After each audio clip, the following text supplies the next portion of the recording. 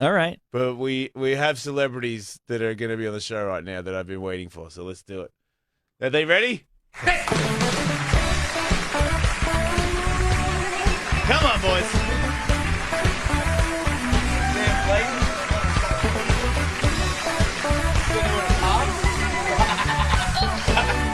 I love it. We've been valeting it, and the valet is now Not there. Not there, so we didn't know, and you can't put it in the garage. That's employees only. You're not an employee. Technically not here. We don't have monthly. I think you have monthly parking, so he'll be up in like 2 minutes. You I'm don't the have the same- badge thing to get in. I think so, yeah. I'm the same as you in New York. I'm not an employee. I get a No. visitor's pass. It feels weird, right? When you're Yes, like, it does. Same Yes, it does. company, but it doesn't feel right. I feel like we do. I feel like we work here. By the way, I watched your Shane Carwin video. That was great. Yeah. How hard does he hit? Really hard. It does, right? Yeah. No, it's surprisingly. I mean, I shouldn't say surprisingly, but I figured, whatever. I've been hit with people that hit full speed, and you can kind of deal with it. But yeah, I could not deal with it. It was bad, right? Yeah, I just couldn't. I couldn't deal with it. Hardest puncher you've ever encountered? Fuck yeah, because I don't even think that it was like that. That he didn't get a good wind up. It was just everything he touched me with, like, really moved me out of the way. Like even the jab that he knocked me down with, it wasn't that. It wasn't. I saw it coming, and I was like, yeah, whatever. And I just sort of went to brush it to the side, and I fell on my butt. It was sort of like it had so much weight behind it. Sort of like, when a car. If you stand in front of a car and they kind of like just joke around, they push you a little bit in the leg, and you realize you can't push back. No, that's not. Jim Norton, that's Dingo. Hi, Dingo. Hello, Jim. How are you? Dingo's usually on Mondays, but he was sick. Oh, so okay. He just comes. Dingo's a snowboard guy. He's my friend. He comes on. He's Australian too. It's not his Oh, fault. Yeah. I was just over there for the first time. It was I went to Melbourne and You did? I saw Sydney. that. It was fun. Did they like you? They did. Did yeah. they get your jokes? Yes. Okay, Yeah, good. one little reference here and there that you have to adjust, but it was nothing terrible. I was like, me, I fucking hate to travel. Bill Burr got me and made me travel. Finally, he's like, dude, just get out of the country. I'm like, all right, I'll go, and I do it. I'm happy I did it. It was really fun. Why do you hate to travel? Because you do it so much? Yeah, plus it's like, I don't think anybody's going to like me. I figure here I'm moderately okay, but I figure if I travel, they're going to hate me and they're not going to show up. But they did show up. So when you say travel, you don't mean around America. That's okay. Oh, yeah, Canada, U.S. You don't want to leave the country. Well, you just yeah. said Canada. I don't leave the continental United States. Okay. You don't. What about if you go on vacation? Would you go anywhere like that? Sure. Okay, Yeah. you would. Oh, Have yeah, you been yeah. to other countries? Like No. on vacation? No, I'm theorizing that I would do it.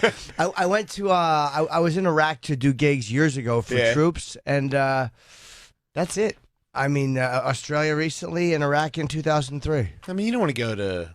You don't want to go to fucking Bahamas or some shit anyway, right? I mean, that's not even in the country. I want to go on a cruise. You do? Yeah, I want to do like a really nice cruise for 4 days, like where you get the midnight buffet, like real lame. I'm Yeah. dying to do that, but I just have no girlfriend. But Why? Why? Not why do you not have a girlfriend? Why would you want a shitty buffet? I just want to do it once, just to be on a cruise seems fun. A nice cabin. Do you like being in the sun? No, not really. No, you don't seem like that. Do you swim? Yeah, I can, but I don't do it for any other. No, for like a relaxing swim. Yeah, sure. That you say yeah, sure, but have you done it? No, I was doing it in the gym for a while, but then I stopped. Right. Are you exercising? Yeah. You look like you got fitter. Thank you. Yeah. Have you been working out or something? Thank you, sir. Yes. That's a ma'am. Oh, ma'am. Sorry. Well, I've made that mistake a lot. We'll get into that in a minute.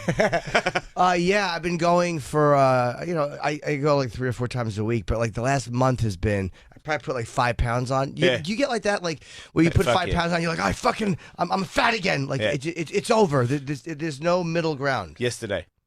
Yesterday, what? That happened to me yesterday. What'd you eat? I got hurt. I did some jiu-jitsu, got my neck a little tweaked, and then that night I used a surf jet. It's like a surfboard that has its own engine, so you don't need any waves. You can just like burn around on it on a lake. It's like a fucking surfboard with it's freaky. Right. But I used it. So a friend of mine lent it to me, and it stalled out in the middle of the lake. So then I had to swim from a very long way away to shore until somebody picked me up. And it was probably 20 minutes of, and then that really started to hurt my neck. And then I sparred that night, and so it was like a lot of stuff. And then that neck started to really fuck with me. So I took 4 days off, and I've been getting massages, trying to get my neck to loosen up. And in those 4 days, 2 nights in a row, I ate late like right before I went to bed, and I had dessert 2 nights in a row. So I woke up with yesterday I woke up thinking I'm getting fat again. I've been working out a lot, and then I sparred last night because I had to, because I knew that if I didn't, and I ate early because I had to get back, otherwise it's going to start going there again. That's my main concern, because I've always been a guy that is, I'm going to work out, and then I'm like, all right, I've mission accomplished. Yeah. Fat ass. And then I'm like, oh man, I'm hideous, get back down.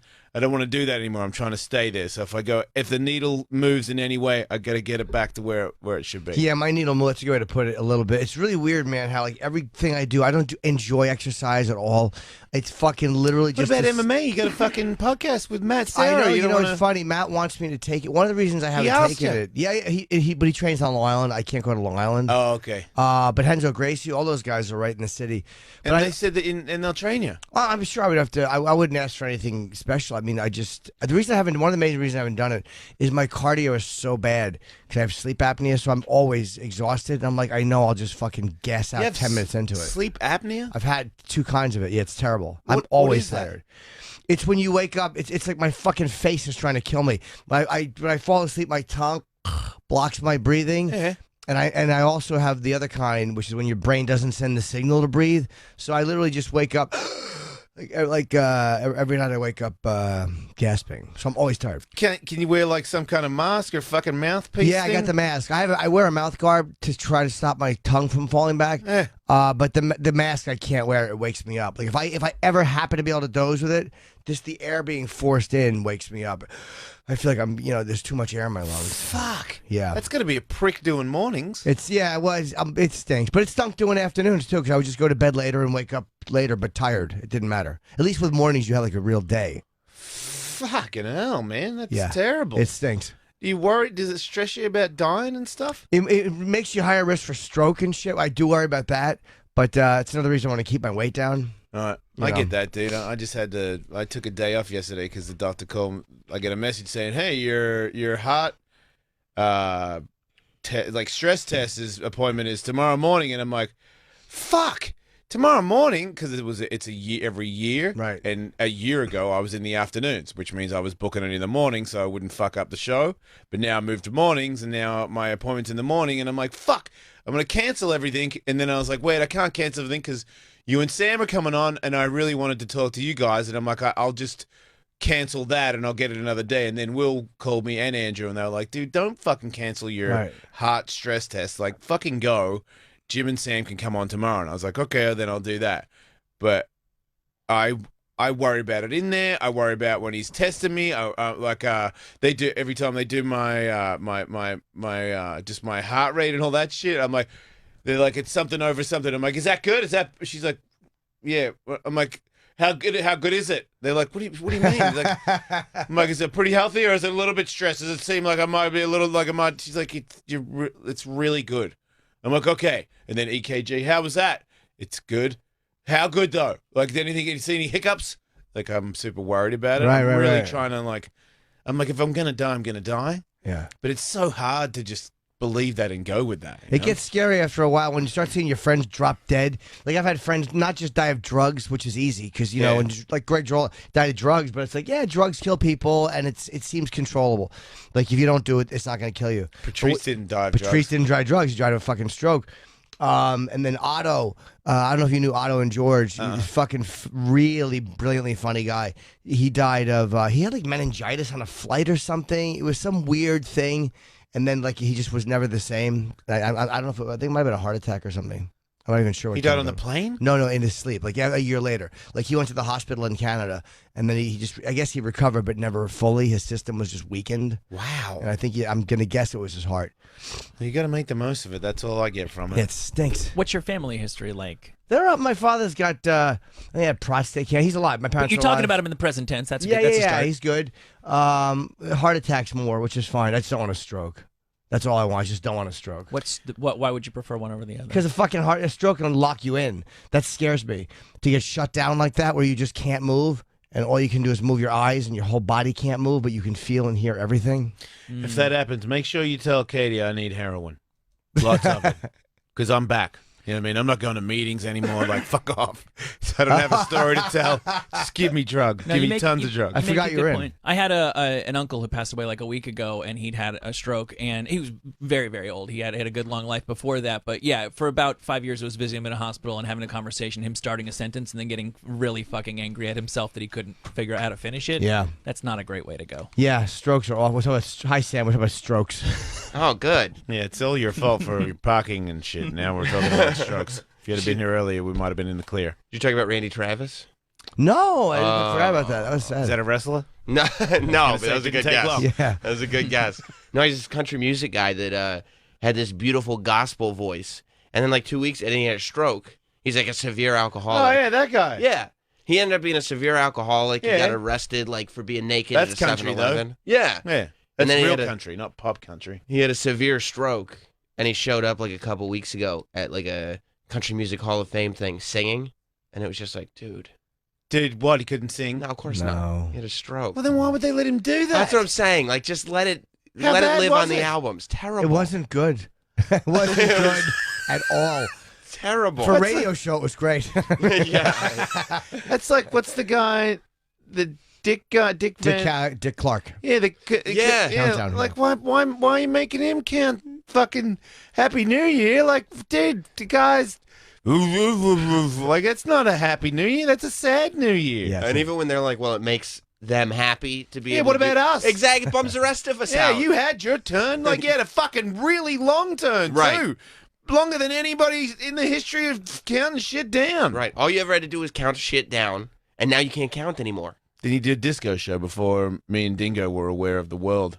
He was Yeah. what American America's Bandstand. That's oldest living teenager. What was the way Yeah, they the billed awful, him? America, yeah, the oldest teenager. Yeah, it was really an awful Right, and name. he's still a teenager, slurring At heart. a basic field sobriety test. But wasn't that kind of his thing to do the countdown? They just no one took it away so from him. what if it's his fucking thing? You know, it's his fucking. It's your thing to throw a baseball when you're old. They fire your ass. and Didn't they make football. Seacrest the new guy? Yes. Yeah. See, that's the only bad thing about that. But Dick I don't want passed to it hate on down that to guy him. because I know that's like a cool thing to do, or not even a cool thing to do. But there's so many other people, and he's got a lot of jobs. I think his Can't jobs you give are- someone else a job? I think his jobs are cutting off though, Are they? I haven't heard much about him lately. because Yeah. I know that he had a show come out on Fox that was like a gigantic flop. They show up to a house randomly with a celebrity and give $1 million. And they did the first episode with Bieber, and they literally canceled it after the first episode, and they'd shot other episodes. What was the show? Knock Knock Live. Knock Knock Live. Oh, knock knock. What did he do? He literally showed up to a random house and knocked on the door with cameras and said, "Hey, here's $1 million, and here's Justin Bieber to give it to you." That was theoretically and they literally canceled it after one episode, and they'd shot a whole season. After, it says here after 2 episodes. Oh, 2 But why? episodes. Why? I guess they realized there's no way to make that million back. Is that what the problem was? I don't know. Like- I think the ratings were so bad that they just had a decision to pull, and they pulled it. And I think after American Idol finished, he tried to. A lot of companies, NBC, Fox, they all gave him primetime spots to do talk shows or game shows, and nothing really stuck. And I think he's, he was. Speaking of pulling shit, you fuck trannies? Who doesn't? Everybody in the room except you and me.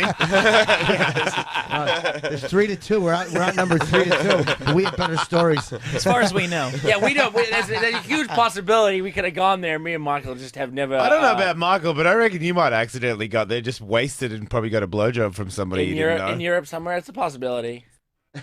I mean, How much of a possibility is it? It's not. It's not that big. It's not Right. as big as you think. Everyone's talking about doing the it. dick? They're all Tiny. lying. They're all lying. I know, right? Is that what it is? Just Yes. nobody tells the truth? Look at Sam. Look at this smile. Sam, have you done it? No, I haven't done it. I've been with the same girl since I was 22. Yeah, but he just So? yeah, exactly. That makes you Girl. perfect to go down to the taco stand on Santa Monica and get a handy. Oh Is that yeah, where you yeah, get by them Las from? Palmas. That's where we were last night. That's Hollywood Center Studios. I shot at midnight last night, Right. and that's where we also shot Lucky Louie. And right there, I would go to do Lucky Louie, and this is 2006. And man, was it hard to get home. I was staying in Los Feliz, and with Santa Monica right there. How do you not ride around and say hello to some of the young ladies. You have to. How long have you been in the tranny game for? Because you've only like you started kind of peppering it in and joking about it. I've always joked about Yeah, it. because when I was on the Opie and Anthony show, I thought I caught a little thing right there, and I was like, did he make? But then it's Like, Jim Norton, but he's making jokes, Right. And You know- then it you know- started to be like, oh, he's not joking. I think It's I just did what he the same does. thing. I think I made a couple of tranny jokes, and people were like, "Yeah, Jason's like Just being crazy, Jason again. He's zany. He'll say anything." Yeah, that's how you do it. You just, You slowly bring it in. Well, here they started working into bits, and then it was like there was so many bits that I was like, oh, we've kind of got a running transsexual theme here. There was the dick, Oh, I would the, have dick, them on. the dick chicken thing. Right, because I was friends with some of them. Yeah, Right. You used to have them around a lot. They used to be at every Ellis Mania. That's right. they won't. It's funny. I mean, how- they still are at Ellis Mania. They weren't the ring girls this year, but they were still there. I got a kiss on the lips, a big long wet one. Yeah, man. Like I Foxy, do every fucking Foxy time. made out with me like 3 times. I'm like, man. I mean, I'm cool with it now, but she used to try and do that all the time when I was trying to hide that part of my life. Jace, how's it going? And I'm like, whoa. Nobody thought anything. She does that to everybody she knows. I Would get you that see too. her and then like, oh no, I hope she doesn't say anything to other people or. No, I'd have him on the show. I never. Well, at that time, I don't think I'd actually hooked up with her, but I definitely was interested in it. I just didn't have time to get that to happen. Or maybe I had hooked up with her or one of her friends. I definitely had a transsexual experience. The first time I had a transsexual experience was in Amsterdam. That actually I was not into. That was when I was way younger, and I kind of felt like I was molested a little bit.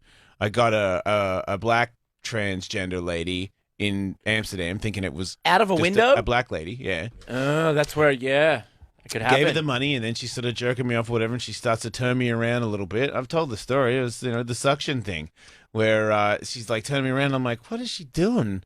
And I'm like, wait, she's gonna try and stick her fucking thumb in my butt? I'm like, I'm Amsterdam. I'm pro skateboarder. I'm wasted. I'm like, Thumb in the butt. And Here I'm we like, go. I'm like, I don't even know. I'm not sure if that's really gonna work out, lady. And then like she's like kind of poking me there, and I'm like, I don't really think that that's gonna work out. And I turn around, I'm like, whoa, she's got a thumb. I'm like, holy shit. And I'm like, whoa, no, I'm not really that into that. Like, I'm sorry. And I was just real nice to her, and I left, and everyone's like, hey, how's that one else? I'm like, oh, they're all good. Everything's great. And just wrote it off. And then I told my girlfriend when I got back I was living in Canada, I cried when I told that story. Like, that lady fucked with me. Like I would have that. cried too out of my cock. You came home to tell your girlfriend at the time that you had just been molested by a tranny. Yeah. How'd that work out? Well, she knew it. She knew that. I mean, I was in Amsterdam. I got in trouble for cheating, but I kind of got out of trouble for cheating because I cheated and it didn't work out the way I wanted it to. So I kind of got a pat on the back and a spank on the wrist. Yeah, it was traumatic. Yeah. Yeah. You're being honest. That's nice. Yeah, but it wasn't. Yeah, so I wasn't always into it. It just sort of slowly started to go that way. And I've always had something. And it's weird because I did pick her. I didn't know it was a guy girl, but I did pick her. And then the next time was I was in my 20s and I'd done a bunch of ecstasy and I'd met a girl at dinner in front of a bunch of skateboard people where you definitely don't want to let anybody know that. And I was still not aware of that entirely. I might have had a couple of things happen to me, but I was pretty sure I was just 100% straight. And as soon as she sat down, I'm sure I'm high as well, but she was super hot. And she looked at me and was like, I think that dude's super hot. So it was like an instant connection at the table. And we were looking at each other the whole night. And then the molly kicked in. And then I was just like flirting with her, obviously, at the table. Just a bunch of hot dudes. Everybody got wasted. Fucking arsehole.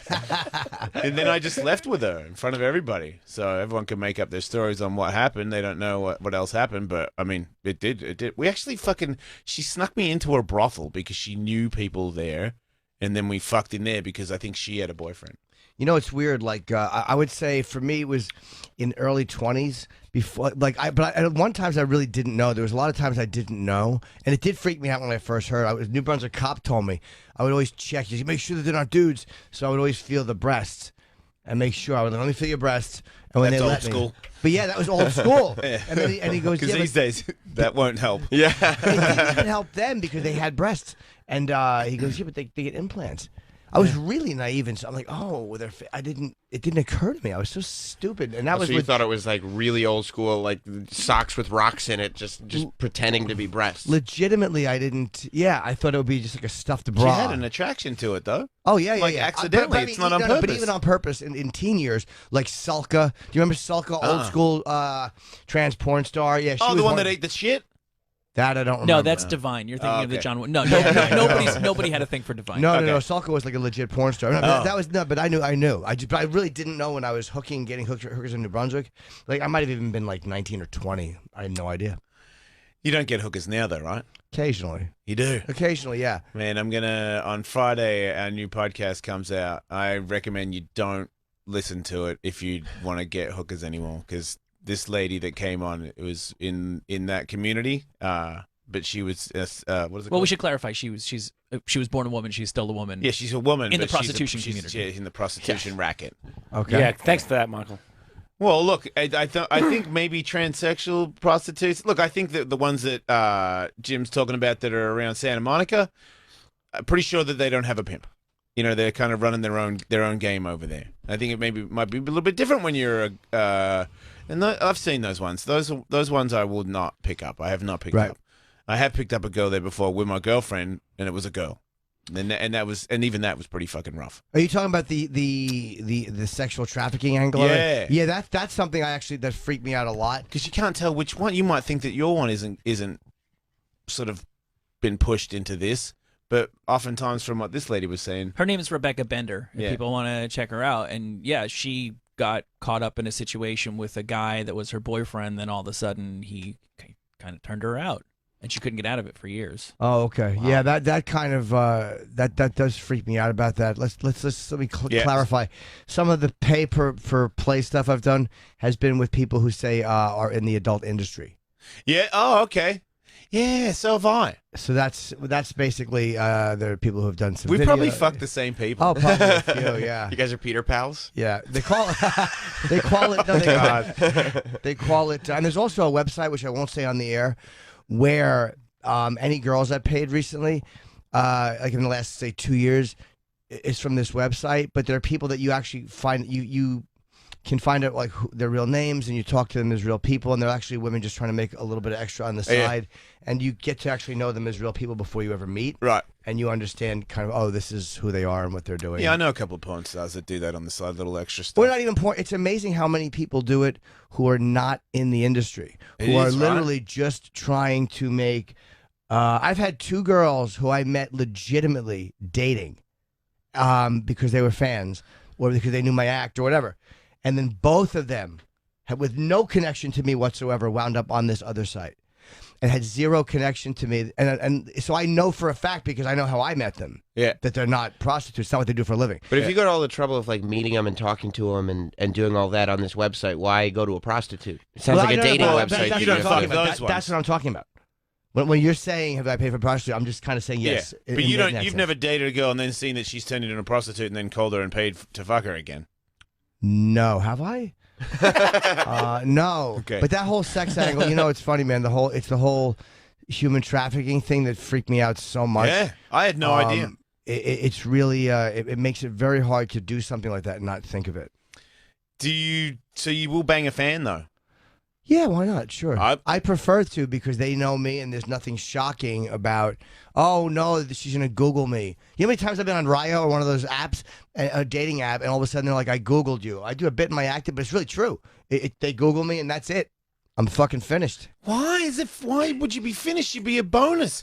If you're just a dude and then it turns out the dude is Jim Norton, how's that a fucking bad thing? Too much sexual baggage. I've talked about too many things.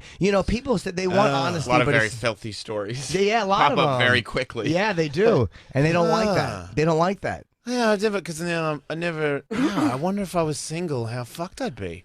I never thought of that. Well, and it's I probably might be undateable. It's probably the herd thing too. That a woman, I think women, like, say you're going to settle down, get married, be in a long-term relationship, might make some concessions. He has this 1 or 2 things I don't really care for, but I'll take the overall package. They might prefer a guy who maybe dallied with transsexuals privately, not a guy who is associated with doing that in a major form where her friends and her friends' husbands might all find out about that. He's right. And a part of it is like, wow, I've really I really built a little cottage industry for myself as far as like people can find. But then I'm like, you know, it was either that or you're living and hoping people. I can't live like that. I can't live like, oh no, people might. Because I really want to. I don't care if people know who I am. So what? Yeah, Go fuck that's yourself. how I am.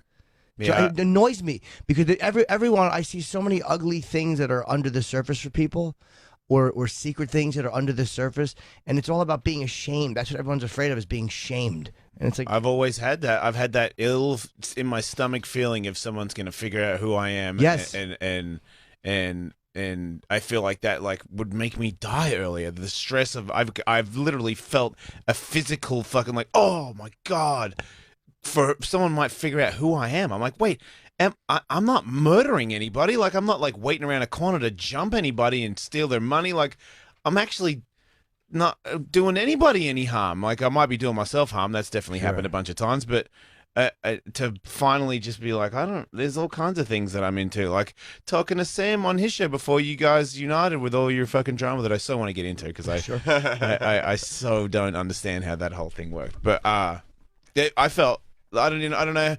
I assumed a couple people heard it. I don't know how many people listen to Sirius. I don't know how many people listen to Sam's show or my show because no one would ever tell me. But it wasn't the amount of people that heard me say it. It was that I just said it, that I got it out. You know, and I didn't really talk about it in too much detail on here because, I don't know, it never really came up that much. But Sam really poked and I really said a lot more than I'd ever said to anybody on radio. And it felt good. Like I felt better after it, and I felt like even from that day on, I'm more inclined to just let people know.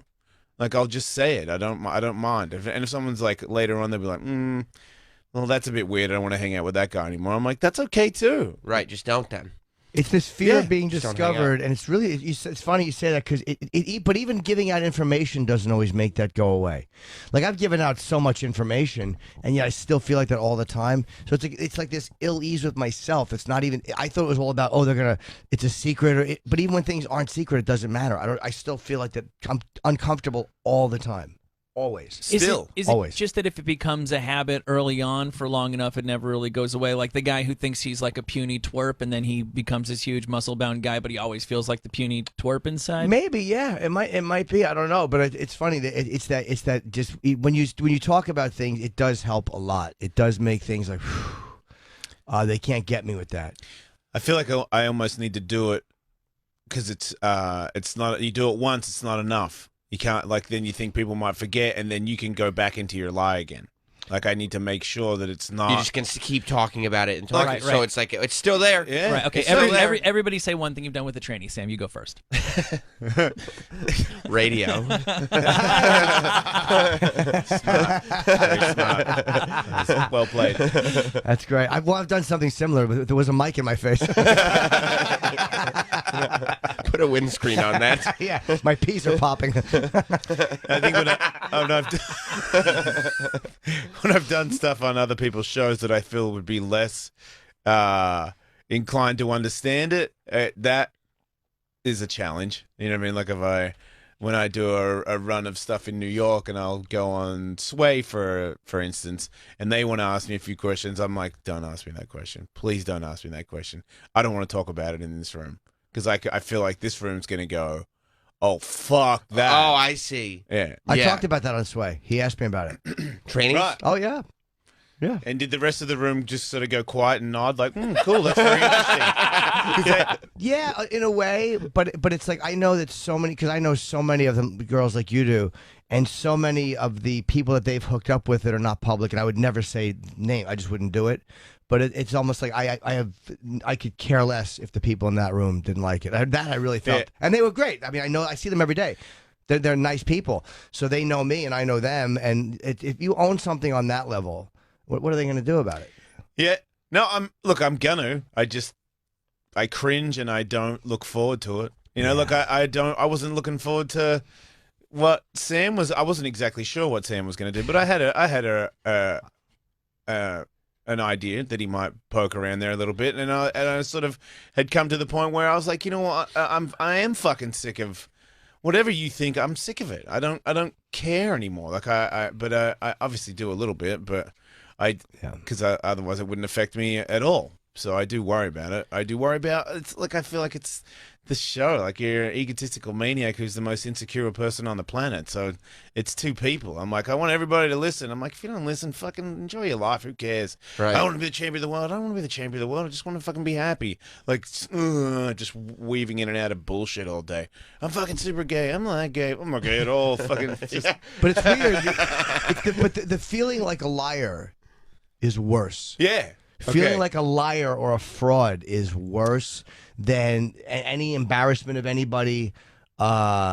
Yeah. You know what I mean? Like Because you have to live in that always. Yes. No, it's not just in a room. It's just with you all the time. feeling like, oh no, they're gonna find. I had one girl. I've told the story in the air, trying to blackmail me just through dirty fantasy. She was a girl I had just blown me once or twice years ago, and she wanted me to start sending her money, and I didn't have the app that she wanted. Yeah. I'm like, oh, I'll do it this way if you want. Like, I'll help you out. And she's like, no, do it this way. And she was being kind of cunty. And then she's like, okay, well, maybe I could. She didn't know what I did for a living. And then she's like, well, maybe I could send all your fantasies to your Facebook friend. I'm like, you really don't know who you're talking to. Go ahead. Yeah. I'm a fucking pervert. Yeah. Everyone knows. Like, in that way, it's such a relief. It's like, it would be slightly embarrassing or even very embarrassing, but who gives a fuck? Yeah, a chick put my dick on the internet to get back at me because I didn't want to go out with her anymore, right, when I first got divorced. And I think she got like a bunch of free T-shirts from a company to do it too, like not even money. Yeah. And I remember thinking, you're doing that to get me back. And like the only person that cared was my ex-wife. She called. She's like, so did you see what's on Twitter? And I'm like, yeah. You've seen it. I'm like, yeah, I've seen it all the time. It's like hanging off me all day. She's like, it's on the internet. I'm like, my dick's on the internet. We're getting a dude putting M&Ms in it. At this point, who gives a shit? She's like, it is? I'm like, yeah. Like, there's no fun. And I'm like, it's actually quite a flattering photo. I don't mind it. There's like a blunt next to it or whatever. I'm like, I don't care. Was your face in it or no? Nah, it's my Okay. hand. It was in the car, like with my hand with a blunt and my dick at the same time. 'Cause Right. she's like, send me a dick pic. And I'm like, I'm driving. She's like, send me a dick pic. I'm like, fucking dink. Here you go. Luckily, no identifying characteristics on your hands. Yeah. Yeah, oh yeah, you can, unless I'm holding someone else's uncut dick, yeah, then either way, I'm fucked. I don't care. But I want to get into this OP Sure. shit, because I know that you're still friends with Anthony. I am, yeah. Right. I've always remained close with Ant.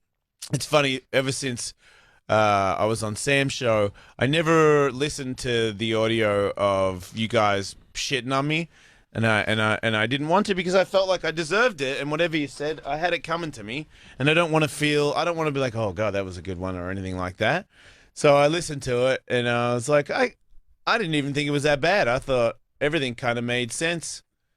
You know, as I've already stated, I feel like I talked myself up a lot because I was insecure. So I want to, I'm going to be the best. Like the best means, it always had to mean something to me Right. to be the best. I don't know why. I'm trying to prove something to my dead father. I can't actually put my name. That probably is what it is, but a very insecure person always has to tell everybody that he is better than everybody Right. just to prove it to himself. So I get how that would be very annoying because if someone did that to me, I'd be like, what a fucking idiot. But I wouldn't now because I don't want to be like Opie and Anthony, and I don't want to be at war with people, Right. Especially people that are, I used to hate a lot of skateboarders. I'm like, we're one of like 50 people in the world that have this interest that we went that hard at it. How come I hate you more than almost everybody in the world? It gets exhausting. Right. Yeah. And I'm like, man, if you're fucking 50 and you're like, fuck that guy, and like, for instance, I've gone down these rabbit holes recently where I noticed Opie has fucking Artie Lang on, and they, fucking the Stern thing, and I'm like, oh my god, like, why won't you guys talk? I know I get it. Howard probably won't. Oh, Howard probably. I don't think he will. Well, I think that's bitchy of him. I know that you're above it. I don't actually believe that. I feel like you're saying you don't want to talk to Ope because you don't want him to get a shout out again. I don't think his new thing to me is that he won't bring up anybody else in radio because he thinks one time I did, and now look how fucking big they got. That's how I think he sees things. So if I just never react to anything, then you'll just disappear. Kind of like when a creepy girl keeps texting you, and you're like, Right. if you tell her to fuck off, that's the worst thing you can do. Sure. You have to not say anything. So it's a little bit. It's the smarter way to handle things, but I don't think by any means at all is he like above that and thinks, oh, I wish the best for everybody. Right, it's a constant struggle to not bring it up because you know, big picture, it's better, but all you want to do because it's just consuming you. I think so. Yeah, I would agree with that. I think that's probably true. I really think that. Yeah, but we'll never know because Right. he'll never do it because he's smarter than that. right. But I do think that it's annoying. I mean, you love this game, and there's this thing where you've been together for such a long time.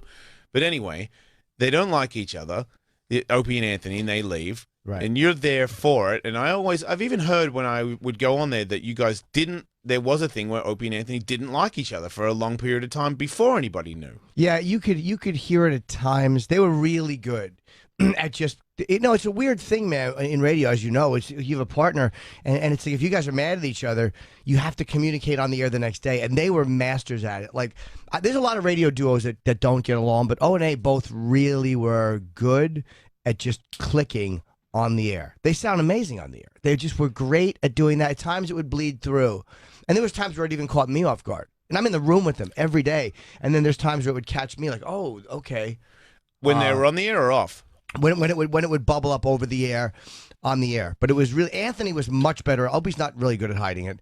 Anthony was really good at hiding it. Anthony's just great. And when you hear Anthony's life story about being a kid and his father being a drunk and throwing spaghetti, all these things we would tease him about, but it was like he grew up in a pretty fucking volatile, kind of violent house. Right. So you learn how to, okay, everything's fine. It's like all that stuff. And he was great at that. So they're at war with each other and you're witnessing this. And then when things start to get a little looser, I think maybe Anthony's drinking a little more or something and then does this stuff with the girl in New York City, the photo, and then the rant on Twitter and seals his fate. They weren't Sirius even at war XM. at that point, by the way. They were, I think, getting along decently. Okay. Opie was saying at times, he said different things. Sometimes he has said that we were getting along great and I hated to see the show end. And then more recently he has said, no, the show had to end. I was kind of glad it was ending, or I felt relieved or whatever. So I don't know exactly how they felt. I know the resentment between them goes back a long time. It goes back a long, long time. There's some things that you just don't forget. Because you don't communicate. You leave. The radio switches off and you walk away. You don't bring it up after the show. You don't hatch it out. Yeah, and that was why after Ant got fired, they didn't talk at all for 2 years. For 2 years. And then now, because you've left Opie, he wants to be cool with Anthony again. I don't know. It's funny. Me and Sam I had wanted Anthony on the show of course, early in you can't at first, because he just got would fired. Sirius let him in the building? Not Is at that this actually point. an argument? Eventually, I think they will. Okay. Right now, Sam and I have sat down with Scott and asked. We asked, And he said no. He said, "No, we're not at that point yet." And then maybe they will, maybe they won't. We did ask though, and we did get a no on it. We tried to. Because I heard Opie saying that he wanted to get him in too. Yeah. And if he said that he couldn't, I'm sure he's being honest about that because Scott did tell us no too. But the first guest we had on our show was Anthony. That was the first guest we wanted, and then Ope had him later that day. Right. Great. But I had wanted Anthony on the entire time. Because you've always been friends with him the whole time. Yeah. even though, look, he's not a perfect person. You're damn right he's not a perfect person. He's had terrible little episodes. Sure, I his would call judgment them. has been very questionable at times, and he'll tell you that. And that's the thing about Ant is he has an ability to admit and see, like, yeah, I'm fucked up. Like, he knows he's like, we know we're fucked up. He knows he's fucked up. And he like sobered up, right? Yeah, I haven't. I asked him if he's like. I almost don't want to ask. Like, are you sober? I know he's much different now than he was. Yeah. Like, I know that, but I haven't even gotten into deep discussions with him. The times I've sat down and talked to him, he seems to be doing much better. Look, I never liked him because I was like, man, there's people who are talking shit, and I had it coming, but man, he's particularly bitter, and I brought up to Sam the whole reason that any of you didn't like me is because I talked shit on Sam, and Sam played you audio of the bit that was the bad part, not the bit before it where I was praising all three of you. That doesn't sound like something I would do, No. does it? No. But it was, by the way, it was never that we didn't like you. I always liked you. It's not that not liking you as a guy. When I saw you at Metallica, I was happy to see you. Yep. It's like you're a good dude, you're a funny dude, and then it's like when you feel like somebody doesn't like you first, it was like, wow, he doesn't respect us at all. Like, fuck. See, I heard the book thing that I didn't thank you in the book. That was part of, not me. I know. Jim Norton never, but it was more for Opie and Anthony. And like a lot of times with Howard, there was a weird thing with them where there was that whole thing. But in that one, I felt like, well, especially Opie, because Opie was like, he loved you. And he was the one, Ant didn't dislike you, but Opie really loved you. Yeah. And Opie was like, no, I want Ellis on this channel. This guy's great and blah, blah, blah. And then when he didn't get thanked, it was like, I felt bad for those guys. I felt like, fuck, man, those guys really like Jason. And he didn't mention them at all. See, I didn't thank Howard Stern because I was on the Howard Stern show. I thanked Howard Stern in the book because I didn't want to be in radio until I heard Howard Stern. Right. It was like it wasn't a childhood thing. I want to say that because I was already a grown up. But when I left skateboarding to be in radio, the only reason that I even attempted to do such a thing was because I thought I could be like a Howard Stern type of guy. That guy's really cool. I wouldn't know who Opie and Anthony were if it wasn't for being into Howard. Right. Because once I started, because I'm from Australia, I missed the start of this whole thing. I watched the movie and then I'm listening to the radio and I'm like, oh, wait, there was a thing with who?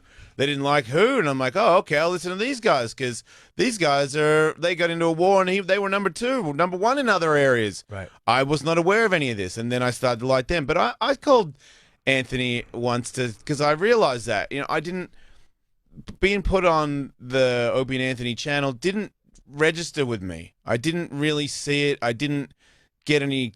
I never heard it. I never watched. I never listened to it. I never heard anybody say that they liked it. I felt like your show was completely different to my show because your fans just didn't like my show. I was like, we're just different kinds of humor. And Our fans don't like our show. No, I think your show. I listen to your show. Your show and our show can be similar, a little bit more anyway than the Opie and Anthony show. I just think they were a little bit more. Look, this show's changed too. I think we were just, at one point I was like, what's the worst thing I can possibly do to myself? We'll do it on the radio, and people will listen. They won't change the channel. They'll be like, this guy's gonna fucking get eaten by an alligator. Like, why would you do that? Like a whole different. I didn't believe in just actually talking was enough of a talent to keep people listening. I was like, hit my fucking hand with a hammer, you know what I mean? See if I can take it. I'm like, why would this guy do that? I'm like, well, it doesn't matter why. It's just, will you change the channel? No, okay, do it. There was some theories that were not when I look back on it, not the greatest theories of all time. Well, radio is so weird too because we have so many hours to kill. It's like when you're on the air and you got 3 or 4 hours a day to kill. It's just anything in life, the slightest slight becomes an issue because you're just talking it out on the air, and then all of a sudden it gets perpetuated and pushed forward. It's almost like if we had 10-minute radio shows, none of this stuff would ever manifest. No. But it's because it's a long form thing, and it's a fairly honest format. Your show is Opie and Anthony was. Howard, to a certain degree, is a very honest format. You know what I mean? It's like you just talk about what's going on. It's hard not to. Guys that don't, I don't know how they live. It's like, how do you just never mention it? Go to commercial. Yeah, I don't know how the fuck they do it, man. But anyway, yeah, the whole thing with I've remained close with Anthony, and Anthony's thing is that there's been times where Ant's taken stances I didn't like. I mean, with other guys, like he blasted Ralphie May. Ant's a guy who will just when his stack comes off, he's like, that fucking cunt. Like, but it doesn't happen that often. Like he's so. I think a lot of times there'd be resentments he would have from our show. Yeah. That I think that he couldn't come out on his co-host. That would kind of come out in other directions. He's never hated you though, right? No, I don't think Ant and I have ever had it. We've had mild disagreements on the air, but we've always been close. And then you and Opie have had disagreements. Many, yeah. But Opie and I are... Before Anthony left? Yeah. It started with me and him, and our first one, because Opie and I were super close. Like when we were on WNEW. That's a long time ago. Yeah, that's 2000. Sam, you were like his buddy. Yeah. Like you were his prodigy. Yeah, for a Would period you of agree time. to that? Yeah, definitely. Butt buddy at least. yeah. First one, yeah. Yes. So you guys are super good friends. This is 2001, 2002. When we were still Sam wasn't there in the afternoons. This was when we were still on terrestrial. Okay. And then we get fired, and Opie and I traveled. He would come to my gigs in like San Francisco and fucking Texas, and we would just travel just because him and his girlfriend had broken up. He was fucking depressed, and he was really skinny, and he was just traveling and hanging. And he was one of my closest friends. And then we came back on the air. His dad died right before we came back on the air. So he was like fucking out of sorts for a while. Yeah. And he said, like, dude, I'm fucked up, right? And we knew we got it. Yeah. But I remember we were into it for like a month or 2 months on the air. and we started snipping at each other, and at one point we got into it on the air because I was like, he kept fucking needling me about shit. Like he asked me, don't make fun of me for this. He got mad at me for making fun of him about a couple things, and I've told him this. He got mad at me because I would tease the way he said certain things, like I would with all my friends. You know, like stupid Rich Voss. I can't stop mispronouncing words. Right. So with Opie, I would always get him on that, and there was something else. And he's like, I don't like when you make fun of me for that. I don't like when you make fun of me for that. And then on the air, it just bubbled over one day. And I'll never forget, it was at XM, and we were coming back from commercial. I forget what we were snipping about. I don't remember. But I think it was something like I didn't like. It was when Bill Burr first started coming on, and Sean Rouse was on. And I thought that he was rude to the guests by not saying them, and they were my comic friend. I don't remember exactly. It's a long time ago. But he sat down and he's like, oh, you want to go? Like, and I'm never, like, I'm not a tough guy, but I can't be backed off that way. Yeah. I'm like, okay, yeah, I do. Yeah. Like, it was like that, and then we argued. And I don't remember exactly what happened. That's 2004 or 5. I was going to quit the show, and Anthony called me. He's like, dude, you're doing fucking great. I see what's going on. You're great. And I never told that story in there. I never would have stayed on the show if it wasn't for Anthony. So he kept you on the show by calling me. Yeah, I was with Bob Kelly. I'd never gotten a phone call from Anthony. Man, never. Now they're being told you have to go, but I'm not done. So maybe we can finish this on your show. I would love to. It's so funny. Yeah. That's the best way to get people kicked out too. I'm telling them you got to go, but I know we actually do have to go. Yeah, we have to go do a show. Yeah, trust me. I feel like we should just knock down a wall and just finish this whole thing. I was just thinking. I was literally in my head. I was like, is there any way we could just simulcast this on our show? We should just. Is that possible? Well, with 10 minutes notice? Come on. Yeah. I was told that Sirius XM was the future of radio. Yeah. With 10 minutes notice is the sweetest spot. What time is it? I know we were only supposed to come in for a half hour. What time is it? It's like 10 minutes. Oh my God. 7:50. Speaking of killing a couple hours a day on air, you guys gotta go. So I want to go on the Opie channel and discuss why you're not friends with Opie. I can't believe. I want to be cool with everybody. Yes. I want to be cool with Anthony. I want to be cool with Opie. I know that there's like certain things that are like, man, fuck you kind of forever. And I'm like, fair enough. I don't blame you. But for you to be on Opie's channel and have a show where you and Sam are on a show in the morning over his time slot, now he's in the afternoon by himself or with comedians, whatever you want to call it, he's by himself. And you are, and then I've heard him because I was listening. He doesn't seem like he likes you two. And Jim, you don't seem like you like him because am I correct by you wanted a contract where you did not want to be on a show with him? We didn't want to work together. So you both agreed not to work together. Oh yeah. I got to be honest. Like I'm much happier now than I was with him. Yeah. But he is too. It's not like Opie was dying. Like Jim, please stay. And I'm like, fuck you, Greg. It was mutual. He's happier now too. And he was happy to be without Anthony as well. At one point, I think what happens is when you're part of a team, it's harder because I have stand-up. I'm an individual. And then Anthony got his compound media thing and was doing his own thing. And then Opie was trapped with Ant and with me, and he was always with someone else. He's never had that in his career since BAB. And I think that at one point, he just wanted to kind of breathe free and be, look, I'm Opie and this is it. It's just me. That's the vibe I got. But I wouldn't say he and I have resentment towards each other without a doubt. But it's not like a visceral like I have too much of a history with the guy, and I'm not even being like just magnanimous and polite. Like he changed my life, so it would really be hard for me. I would only respond. I can't just go out and motherfuck him. But if he hit me, I would absolutely hit back. But it's hard just to go out and go fuck Opie because he really did change my life and for the better. You know, I have a great apartment and a great fan base. It's all because he brought me on that show originally. He brought me on originally, not him. Sam, you're okay with him? No, we don't talk. I mean, I'm not. You were his butt buddy, prodigy. Yeah. Well, he butt said butt buddy. Yeah. I heard him say on the radio that you said that you should fire Jim. Yeah. At first he said that, and then he said that he hadn't spoken to me because I said on the air he hadn't spoken to me in months even before all this, and he said on the air that he said that he had heard from people that I was talking shit about him. And I'm like, yeah, this is what I do. This is what I spend my time doing. These are the weird things. These are the weird little catty things that, because our final falling out was he asked me on Twitter, have you been talking shit? And I'm like, you've got my phone number. Right. Like, we fucking talked to each other on the phone before. That's what I said. I've known you for 10 years. And I did the thing like similar to what Jimmy was doing. I'm like, I know what you're doing right now. You're calling me out. And I'm fuck you. Right. Is my initial response. Like, I was still on the radio when I saw it, and I was like, yeah, man, fuck you. I'm better than you, and you need to suck a dick. Because I said that to myself in the mirror. Hey guys, do you want to try to do a simulcast thing? Yeah. It might be possible, but in order to set it up, we would need to break now. Okay, let's take a So why break. don't we take a break and either we'll rejoin with you, Sam and Jim, or you guys will be over on your show. Okay, cool. Now, how's that? Are we on? Maybe. We're live? checking if we're on.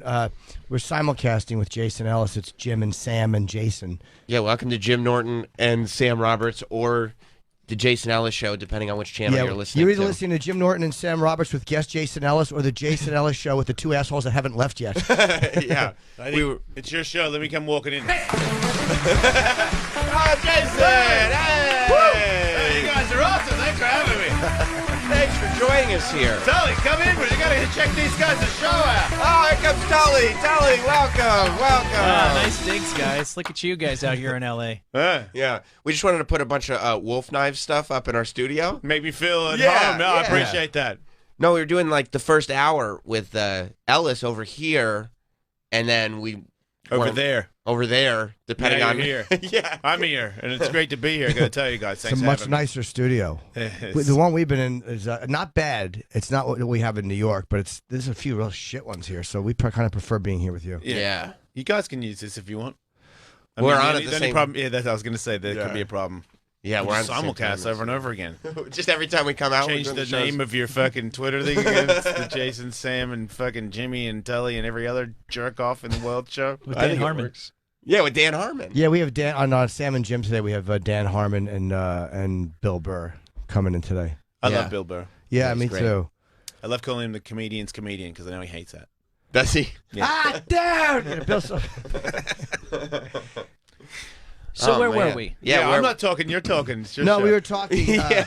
It's like a gap here. It's like who's hosting. Well, we're Yeah, trying to, we were talking. We came in early to talk to Jason, Right. Yeah. and we started talking about fucking transex, and then we started talking about the Opie and Anthony breakup. Right. That's kind of where we were, and then we realized Sam and I had to come and do a show, You do. and they said, "Hey, why don't you guys simulcast for a little while before you go out and go in your and have your guests?" Goddamn valet Parker kept me downstairs for 10 minutes. Why? Please don't talk shit on Jesus. He's a good guy. He wasn't there. Oh. I haven't seen him all morning. Oh, well then. Fuck Where'd you Jesus. park? I had to park in a handicap spot and just give the keys to the guy at the Why desk. the handicap spot? That's the only spot. That's a lie. You're there first in the morning. You have all the other ones to choose from. You can park sideways. There was one other spot, and Wait, then there was a and- handicap so spot. Why, so wait, once again, let me ask you the question: why the handicap spot? Because I had to come up and do the Jason Ellis Show. Why not the one that isn't the handicap spot? The handicap spots are so much more convenient. They're way closer. Yeah. Wow, that is fucked up. He's you know? right. And how many handicapped people do you have here? 30? There's too many spots. There- That is a weird. Way I've too never many seen handicap anybody spots. You don't handicapped need in this them. building. Yeah. No. Good No. point. There is like 4 spots down there for them. It's like a fucking hospice out front. You need one guy. Yeah. One guy. Yeah. And But, so, if there's 2, it is awkward. It is. yeah. Well, they can park in the electric car spots. Those are great. Nobody's using those Wait, either. we have electric car spots? Everybody does, right? I I don't know. Maybe it's not in New York. In New York, Oh, we yeah. don't. In the In- garages, sometimes in the garages in New York they do, but it's not like here where everybody's driving them. No, nobody's driving them here, but they thought everybody was going to be driving them here. So every grocery store, the best 5 spots are electric car spots that nobody's using. Nobody has the electric cars out here. Not That's that's so going to funny. my supermarket Isn't anyway. the Tesla a regular? What's it called? That's a hybrid. I don't know if that actually has. They're all hybrids. I have They're a all neighbor cheats. that lives Yeah. across the street from me, and they have a power line running out of their front door to their car. Yeah. That's a proper electric car. No, the It's Tesla's a plug-in. It is a plug-in? Yeah, no, it's a Yes, whole it is. plug-in. You've got to plug it in. There's no gas going into that car at all. It seems so shitty to plug your car in. Yeah, it just seems really annoying. Stupid. My fiance has a Prius, and I drove hers to fucking San Diego the other day, and it told me it was running out of gas. What? And I'm like, what the fuck is this thing doing? And she's like, what do you mean? I'm like, what? Why is it out of gas? Why does it have to? It sucks. It doesn't go fast. Doesn't do burnouts. And now you're telling me I've got to go to the gas station with it? That's the whole point, that you Right. don't have to fill it up ever. Lies. Well, no, the thing is that It's like I think. it's like a political car. Just lies. to me. Lies. Well, no, it's a hybrid, which they say for the driving that you do on an everyday basis, the battery will probably handle it. If you go for a long drive, that's when you're going to burn through the gas. Bullshit. Get Yeah, a motorcycle. it is bullshit. Well, what's Yeah. really bullshit about it is that you're still burning fossil fuels to make electricity, and electric cars are just as dirty as gas cars. And They for some are? reason, they're not solar powered. They're fucking coal powered, making electricity. Don't even get me started Yes. on the battery, Sam. Really? Yeah, battery's bad for the environment. Oh, shit. So it's just as bad. You know, and nobody wants to bring that up. Oh, it's a battery car. It's a battery car. It's fucking fuel. It's still fuel. Fossil fuels are fucking bad. Isn't it less? It literally depends on what city you're in and what time of day you get the power. You know what the difference is? We don't get electricity from the Middle East. So they're like, all our gas has to come from there. Not we should anymore. drop the electric But that's cars. not where we get electricity from. Wait, we don't get oils from Brazil. We It get is? We get it from everywhere. Yeah. But we have more of it than anybody. We just bring it in, too. Donald Trump keeps saying that ISIS has all the oil, and we're going to take it from him. Yes, well, Donald Trump is the guy that you should listen to for sure. I thought so. He's running Agreed. for president. You got your facts straight there for sure, buddy. Fucking asshole. Yeah. No, we literally get it from Canada, Europe, Middle East, and Brazil. We bring it in from everywhere. Look, I feel like we're almost going political here, and I'm really scared that we're going to do that. I don't Yeah, want to no, do I don't that. want to. I want to go back to Opie and Anthony and Sure. Jimmy not being friends and all that stuff. 'Cause I like that. You're like, I'm starting to get uncomfortable with all this political talk. Let's get into the personal drama. Well, no, because I know your personal drama. I don't know political stuff, That and makes I'm sense. and someone's gonna call and say, "Shut the fuck up! You don't know what you're But talking no, the about." And I'm political gonna say, stuff, "I agree." It gets boring for the audience at one point because no matter who you are, no matter how funny a comic, how good a radio host, we all do. Whenever we're talking politics, we all start to think that we should be taken seriously in that moment, yeah. and it's not intentional. No, it's an accident. But for then sure. you're like, oh god, what a douche! It was five guys just going. Well, technically, I think that the economy. Everyone's like, shut up. You go on a rant and you go home and you're like, I probably, like, with 10 years of work, could run for office, I think. Like, Yeah. I could be... yeah, Kanye shit. Yeah, exactly. Just Exactly. Morons. Jim, Exactly. actually, I think Morons. Jim, I think you've had the single funniest joke that I've heard in this political cycle, which was when you tweeted during the first debate that Bill and Melania were 69ing at the craft service table. Oh, thank you. That's the only good humorous thing that has come out of this whole fucking thing is that one joke. Thank you. Yeah, that was one of my better Twitter moments. It's pretty hard to have a good Twitter moment these days. You're probably is. the last samurai, really. Yeah, I mean, you'll have. I find if you're live tweeting something, you're bound to have a few good ones. But the next day, it's like when I argue with someone on Twitter, I just go back and clean up the timeline simply because it gets boring for people who aren't involved in that You moment. delete the old tweets? Sometimes I will. If I argue with somebody, I will because it's boring and it clogs it up. Yeah, but who's going to your, like... Nobody goes to your Twitter page to look at all the Jim Norton tweets. That's Like, no reason. not true. No, but that's the only reason I do it. To be honest, there's no real motive for it other than just to get rid of it. We had an argument a day or two later. just so you have a nice, clean Twitter page? No, it's just I boring. think it's my legacy. Yeah, yeah, exactly. This is my written works. The complete me. So, Sam, Twitter.com. you don't talk to Opie anymore. No. Let me follow up on something that you said. So he said that he heard that you were talking shit to some other people, yada yada yada. For our audience, you, we covered some of this earlier on Jason's show, so that's what. thank Yeah. you for thank you for catching everybody up. So you never had a bad word to say about him? You never went, oh, this fucking guy, this or that. No, or the other that's what I said. I had to address it on the air because he addressed it on the air. That I'm sure there are moments like you have a frustration where you're like, oh, what the fuck is he doing, or this, or I'm not getting enough. Like my promos aren't running for my night show, or he's pretending it does. Whatever it is, like it's these little things that don't actually mean anything. But he's also surrounded himself with people that are like gossipy, kind of evil people. Surrounded himself, you mean like his production team or his? Yeah, yeah. And by the way, like I know because I was there. Aren't they? They're your friends too, aren't they? Well, I don't like Roland works with us, Yes. but Roland's very, very gossipy.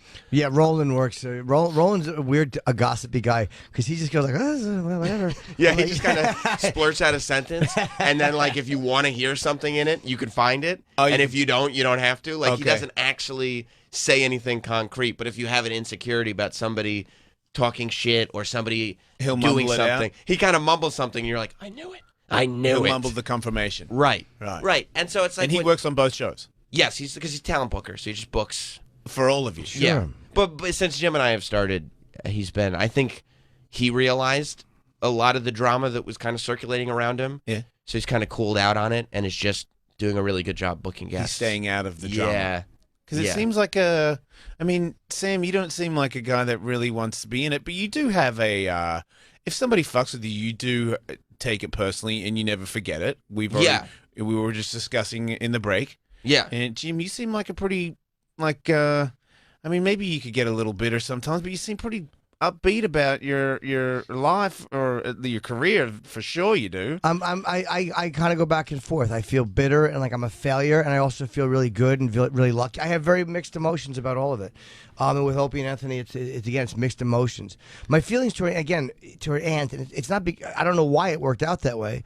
Maybe because he and I are more similar performers, the way we react with you. You know what I mean? I don't know why, but I've never had a bitterness towards him.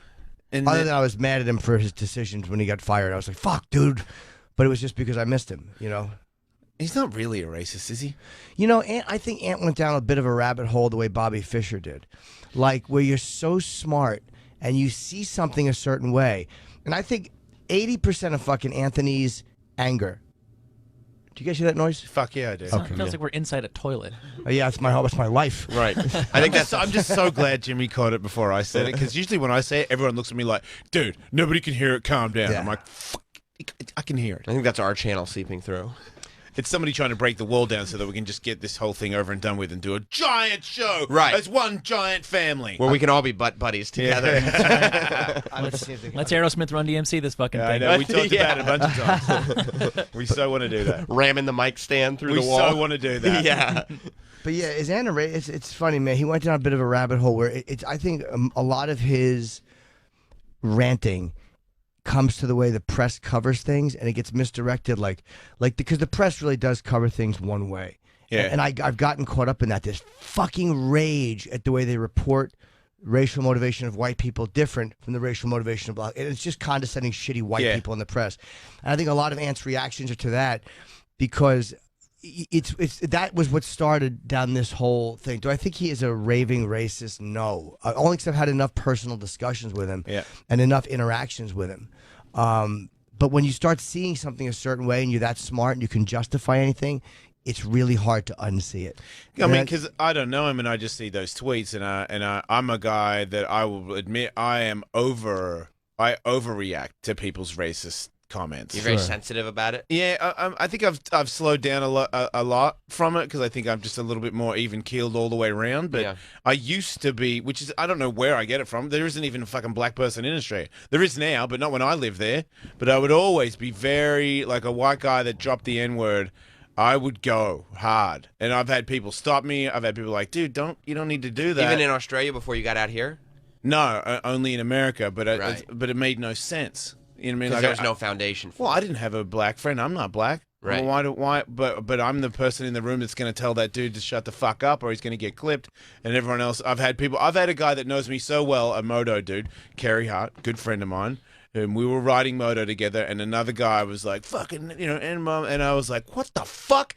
And his hand went on my shoulder and was like, don't worry about it, dude. It's not worth it. Trust me, you don't want to go down there. Because he knew that I was going to put my bike down and go over there and fucking headbutt that dude. Because I was like, well, I'm like, wait, I'm going on a fucking ride with a fucking Nazi right now? Like, I don't want to ride anymore with this dude. Like, Do you think it's because at that point, like, you had so much anger and wanted to fight so bad that when you saw something that could justify it, You could, like you could racism? crusade for justice. Right, you could be the good guy and still get all this venom out of you that you just want to I'm not a crush. violent guy. You're I know not? you don't- No, I'm not. I'm scared of fighting. Katie, You just I'm fought scared Shane of fighting. Carwin. Yeah, but I fought Shane Carwin because I'm an entertainer and I'm not as funny as Jim Norton, and I don't have any material. I'm like, what would be super entertaining? If You know, I got my ass kicked by Shane Carwin. Yeah. I think if I'm in the crowd, I'm like, oh my god, dude, Ellis is gonna fight Shane Carwin. Look at the fucking size of that dude. Holy shit, I can't believe he's gonna do it. That's why I do it. Right. And I really look up to fighters, and I want to feel the experience of it. you It'd be know? like if I let a pro wrestler put me through like a cardboard table or something. Yeah, I get it. Yeah, dude, imagine if they were like, I would "Yo, we love 100%. your show, WWE. We're gonna fucking throw you through the cage. You're gonna land on this table. You're gonna get fucking hurt, man." I'd be like, fucking A. Right? Yeah. Okay, there Yeah. you go. No, I'm with you. That's where it is. I'm with you. Yeah. Yeah. And I love being a competitor. Like I have that nature in me, and I'm like, I wonder if I could get him to miss for 3 rounds. You know, obviously I was wrong. But this fucking the only complaint I had about this was the camera angle, and the referee literally couldn't not stand in front of the camera because the way he was doing it. I wish there was more than one camera angle because a couple times the referee got in the way. But again, that was just him reffing the thing. That was him trying to save my life. He was Yes. actually really concerned because He was. Shane was really serious. He was like, "I'm gonna fucking kill you." Because he's not going to let you make a fool out of him. Yeah, I know, but dude, look, at one point I had that arm trapped and we were up at the ropes and I just went like that with my hand making fun of him, when instead I could have fucking knuckled him as hard as I could have over and over again and maybe done some damage. For the Jim Norton and Sam Roberts He was listeners, not doing that. At the last Ellis Mate event, Jason fought UFC's Shane Carwin Ellis Mania. with Thank you, Jim. with his arm. Shane had one arm tied behind his It back. wasn't behind his back. It was in front of front. him. Well, whatever. You can't use it. There's a lot of duct tape. Shane on was it. just jabbing with his Not big enough. left hand. He's a big kid, man. Yeah. Fucking He Shane kept Carwin's a exploding big out of dude. that. He did. Yeah, we had to re-duct tape him like 5 times. Because he wanted to hit him so bad. No, He just really the wanted duct to tape kill wouldn't me. contain him. Eventually, he was just on the honor system. When, Really. when we clinched, he punched me in the back of the head. He cheated. Are you- Wow. My whole I remember it was cheated. my face went my whole face went tingly. Does he hit harder than you thought he would? No, I mean I actually like I said a little prayer before I went out there because I was like I know I'm going to get knocked out, and I just hope that it's not one of those because I've been knocked out before in skateboarding where I woke up in a hospital, Sure. and that shit's not good, man. Those things make you think about things differently. I mean I've been I thought I was suffocating, and I pissed my pants. It was like a struggle. I was in and out of consciousness. It was like bad. Right. You That know what I mean? I would've was been- fucked up in the head for a couple of days afterwards. So, I mean, this guy hits harder than anybody in the UFC. And I'm like, man, I don't want to go to hospital and do that. I hope I just get like a cool knockout for YouTube. Right. And I'm at the after party, which was exactly what happened. So how would you have felt, though? Because it would have been entertaining to the audience, but I feel like since it's your event, they wouldn't have taken you as seriously if you got knocked out so hard that you shit yourself in the ring. Would you have felt like that's still a success? Yeah, Because but- everybody Yeah. wants to We see would it? have enjoyed if that you a can lot. see the shit coming out of the side, yeah, I would be You would okay like with that. Yeah. yeah. I mean, I wouldn't like that. Okay, he's all bummed out. As one of the announcers, I would have had the Yoel Romero jokes ready to go Yeah. immediately. But if I had been out and stayed out and Yeah. then stretch it out, no, because I know that the fans care about me. And, Right. and it's same as if there was another guy that wasn't me that was in Ellis Mania that was unconscious, didn't wake up and was stretched out. That would ruin the event. It's not fun anymore. What I was Right. way more concerned about, I didn't think this was going to happen or even likely to happen, but what I was legitimately concerned about is Jason was also supposed to do a stunt where he jumped off a truck and landed on a skateboard on the Friday night before we did an event with, and I was supposed to do, I've been dabbling in stand-up comedy, I was going to do a little stand-up spot, and then a band was going to play, and if he had hurt himself and been unable to attend that, I know he would want the show to go on, and I felt it would fall on me to try to do a little stand-up comedy You had to selfish warm motivation. the, Yeah, no, to understandable. warm the crowd up for, hey, Jason would want us to have fun, even though we all know it's life or death for him at Las Vegas Presbyterian. So how about that fucking Vegas airport, guys? I mean, am I right? Right. Yeah. That was Didn't what I think was of that. concerned about. If you'd got knocked out at the end of Saturday night, that was the end of the weekend's Yeah. event. There was Right. nothing. There was no show that You were could go concerned on. because the crowd would have been tougher for you to make laugh. Well, that's some pressure. Well, Jason I is feel in like the you guys are. hospital. I feel like you guys are willfully misinterpreting my comments here. No, we understand. Yeah. How did you feel the next morning when you woke up? A Fine. little bit sad. Just sad, but not like hurt? Like physically? Not sore, no. Just Why were just you sad? Concussions make me sad. I get that. And I felt like I could have done better. He scared me, and then I lost my game plan because the first knockdown, and then when he picked me up off the ground, I was like, and then his face. He was so serious that he made me not do what I trained to do, and what I really wanted to do was tag him a bunch of times and then get knocked out. Right. Well, you for did him, get it's that. almost like, at one point he fought Brock Lesnar, and if he didn't gas, he would have beat him. Like, he probably Yeah. should have beaten Brock. And then now he's almost like his arm is tied behind his back, and he's fighting almost in a like when the professional wrestler would fight the boxer, and he's probably like, I want to fight in the UFC. So for him, it's probably like, fuck, what am I doing?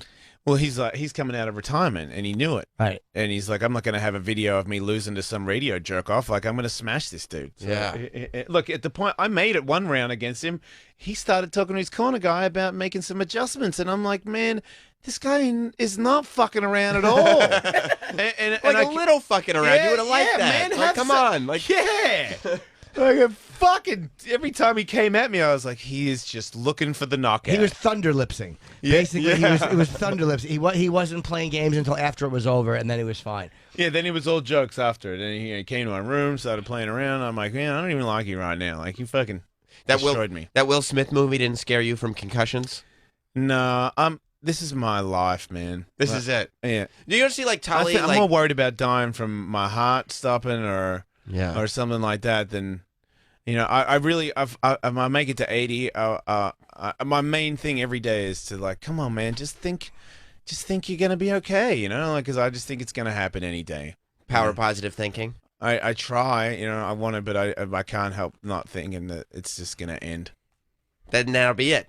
Yeah, I might die tomorrow. I might die like in a year or something. I'm probably gonna die right before they figure out how to keep us alive forever. Yeah, Because on the way to the place. Yeah, eventually they are. But on the way to the place to get evaluated to see if I'm eligible, I'll fucking have an accident. You know what? I'm with that, Jim. I'm more concerned about a variation on that, which is they are gonna figure something out in 10 years that'll keep people alive for 1,000 years, but you're gonna have to have gotten in on the ground floor, like when you were 3. So we'll be Right, the you have to be a last. baby. We'll be the last, and we'll know it. We're the last generation that dies a sort of natural lifespan. Oh yeah, that will suck. What's that over the top camera angle? That's from your website. Fucking wait! You got an over the top angle of the knockout? Yep. Let me see that. Is it better? Is it better? Yeah, well, We're the watching- fucking ref isn't in the way. Jim pointed it out. We're watching Jason get knocked out with Shane Carwin not even throwing his hardest left. Obviously, he's just such a big fucking strong dude. Finally got an angle that gets rid of Joel Mills' glory hog. Yeah, that guy, that ref just kept. He kept getting in the way. He couldn't help kept himself. looking at me in the eyes because I got knocked down. He's like, "You all right?" I'm like, "I'm all right." He's like, "Are you sure?" Okay, I don't want to watch it. I'm over it. he's done. I want to get back into this thing because I know you got to do your radio Yes. show. So you're on the channel. It's Yes. Opie's channel. Yes. And you're on in the morning. And do you guys see each other No. when you walk at all? No, No. We haven't talked since the whole thing. What happened was Opie and I have the same agent. We have the same. Oh, wow. Bob Eatman. But Bob, look, he knew Opie and I both. I told Bob I want to stay in the mornings because I travel. I hate getting up. Okay. But I'm dysfunctional if I'm in the afternoons. Like my life stops. I have to fucking have some kind of an existence. Okay. Where I can, because I won't go to the bank. I won't do it. I'll just fucking get up right before the show, do it, and then be a piece of shit all night. So this kind of makes me live a normal life. Okay. So I told Bob, look, I just won't be on his channel. Put me somewhere else. I don't care. I just don't want us to have any. I don't want him to have any ability to any power over my life. I'm not saying he wanted power over my life. I was just saying I want him to be a totally separate entity, and me a totally separate entity. Yeah. No decision making that affects each other. He goes, well, the company still wants you on the same channel. So me and Sam were going in and doing pop-up shows in the morning because we kind of figured maybe we'll work together. It was. So you had a little bit of a plan, you two. Yeah, it was a possibility. Because Sam had his night show. We didn't know what the fucking company was going to do, Yeah. and we didn't know what Opie was going to do. Right. They also wanted to see who he was going to pair up with. And we were literally just like, we both could do shows by ourselves. The last thing that Jim wants to do is leave a partnership for another partnership that he's not going to like. Like, let's figure it out. So we started doing, when Opie was on vacation, we'd get out in the morning and do a show. I'd have him on the night show a bunch of times just to see if we enjoyed doing a show together. And We Opie could- was, Go ahead. I'm sorry, man. Opie was doing pop-up shows in the afternoon. Right. He wasn't doing them in the morning. He was doing them in the afternoon. Is this a weird thing? Because I feel like it's the channel. It's all you guys that are the channel. And when you do like weird pop up and you disappear, like for me yesterday, like I had to go get a heart test or whatever. That pisses people off. Yeah. When you guys aren't on and you do pop up shows, does that piss off? Because I feel like it's your channel. Like Faction is half our channel. The other half is music. It's not all us. Opie channel, it's all you. When you're like in and out of the shows and inconsistently around, does that piss off your fans? Because I've crossed your fans before. They're not the fans to be fucking with. Sometimes it does, or other times the pop-up shows, because it was impossible, and I think it had something to do with the way his contract was with the amount of days he has to work, but we could never get a vacation schedule. Like, we never knew when we were off. So it was. So you wouldn't make like an agreement with all of you to say like these are the times that No. we're going to do it? We would have like Christmas and How good of a boss am I? Hey? Fantastic. Right. So there was always people coming and going. Plus, I travel for gigs. I don't take days off personal day. Never. I don't take vacation days. It's always to travel for work. Right. So I take my days, but I'm usually doing a gig. And I don't take a lot of days off anyway. And people, You're a workhorse. yeah, they do get pissed when you take off. Like for all those test shows we were doing, I would come in the morning, do the show with Jim, and then also still Do keep the doing night the show. night show because I don't know what I'm doing. I'm not just gonna be like, hey, everybody that's been along this ride with me at night, like, because if the thing, if Jim and I decide we don't want to do a show, Then what? yeah, I'm not gonna come back and be like, hey, I know I took a week off of shows to test this thing, but don't worry, I'm back. And they're like, fuck you, right? So the plan now that you've got this show together and seriously we're like, yep, we agree you guys can do that show, is Jim, do you want to be like this is your job forever, or you want to be stand up forever, or like what? Both. I love radio. But I like, You do Boneyard and everything. Like you love this shit, right? Yeah, it's fun, man. It's fun being on a live. the unpredictability of it every day. You got to talk. It's fucking great. I love doing this. It's really a fun job, and it's an easy job. And me, in the sense that with the way most people make their living is not to fucking hang out with you and then Bill Burr and Dan Harmon, and this is what I get paid for. It's a fucking. It shouldn't be tension filled. Right. There shouldn't be tension in the fucking studio. Shouldn't be fucking lacks of eye contact or any of that shit. It should just be an easy fucking gig, and that's what it is. It's an easy, fun gig. See that I've learned from. I think I learned a big lesson from Opie and Anthony and Opie and Jimmy, because I thought for you guys to whatever happens to Ant and he leaves, that sucks. I hate that those two hate each other because they're together for 30 years. But then when you and Opie had a problem, I'm like, man, why would you not learn to not do this? Like, as you said, he was a really good friend of yours. He used to go to your gigs and stuff when his father passed away. Like, you were his wingman for a while, or vice versa, whatever. And now you're not cool and you won't talk to each other because you didn't try to end whatever it was that started this drama in the first place. I feel like the mic switched off and you both leave. You both go your separate ways and you come back still holding the same resentment the next day. Yeah, that's exactly what it was. That's exactly the way it was. We just stopped thinking. Sorry, we stopped thinking the same things were funny. And if I feel like I can't be whoever I want to be comedically, and again, he would have his own response to this. But if I feel that way, then I begin to really resent the situation. I think it's weird when you're that old for you to change your humor. I'm not saying you're old people. I'm just saying it's like you're not 17 and then you turn 30 and you're like, You're not into the same stuff. Like Tully's not into the same shit as I am. We're very opposite. But if it was a real problem, we've had problems in the past. I got to address it. And I hate addressing anything. Sure. I hate that stuff. But I also know from therapy and being such a giant fuck up, if I don't and he gets pissed at me long enough, then we'll be that. And I can't do that. I can't. And then the other thing with other radio hosts, I'm not doing that with. I have nothing to say anymore. As I used to try and call it out all the time. I want to be cool with everybody because I don't want to have a war with anybody. I feel like I kind of grew up knowing that you guys war with each other. So I'm going to war. You were an influence on me talking shit on whoever I've talked shit on in the past, which is pretty much everybody that's had radio and Sirius, because I was like, I want to have a war, because that's what you guys do. But there used to be a means to an end. You would go to, it was real radio where there's ratings books and there's actual competition and there's all this stuff going on. So you'd go to war not only to get attention for your show and hopefully bring your ratings up, but bring the other guy's ratings down and this thing. There's a payoff. Yeah, and then people. It's a pretty brutal payoff when you think about it. It's bad. It's your ratings go up and his go down. Right. You end his career. I'm taking your food that's on your plate and putting it on mine. And if they've got kids, right? You're taking and your kids' food. That's for me food too. off their table. That's my food. I'm hungry. That's something I don't want to be responsible for. Right. I don't want to have do kids, that. But I'm taking your kids' food. I'm going to just throw it out. I'm your kids. I'm a bachelor. Your dinner's going to be my dinner, and your kids' dinner that's lunch for tomorrow. I'm going to give your kids' dinner to a hooker. It's bad. It's a bad thing. And sometimes it feels good to get the aggression out. I've never been afraid of, I'm weird with arguing with people. I never, I don't like to bully weak targets ever. It feels again, I'm not saying I never have, but I always prefer to argue with people where you could really get into it. It felt. I felt like you just pointed at me when you said weak targets. You were kind of gesturing. No. I'm just looking to. I also looked at you when I said real people, which no one would ever believe either. You're full of shit. Well, isn't it also sometimes just easy content? I mean, I've had that feeling. So I'll be honest, listening to the various permutations of the Opie and whoever show over the years, sometimes it was just we could kill an hour easily burying this guy. Sure. Yeah. Sure. I mean, I always get excited when people take shots at me. Because then I start forming how, because I will respond to every shot taken at me. I don't like starting wars, but any minimal shot taken at me, I'll respond. And do you think that's because you are the protege? Maybe. I don't know. It's embedded in there? It's possible. I also think I've always been entertained by it. I think conflict is fun and fun to listen to. Could that be from the wrestling thing? Yeah, there's a lot of wrestling in there. You have two things that you look up to that could help you want to do this. I mean, there's a lot of pro wrestling in there. Because I don't even take. Most of the time, I don't give a fuck. I don't take anything personally. Do you take it home? No, I'll take it home in the sense that I'll be thinking what I'm gonna do tomorrow.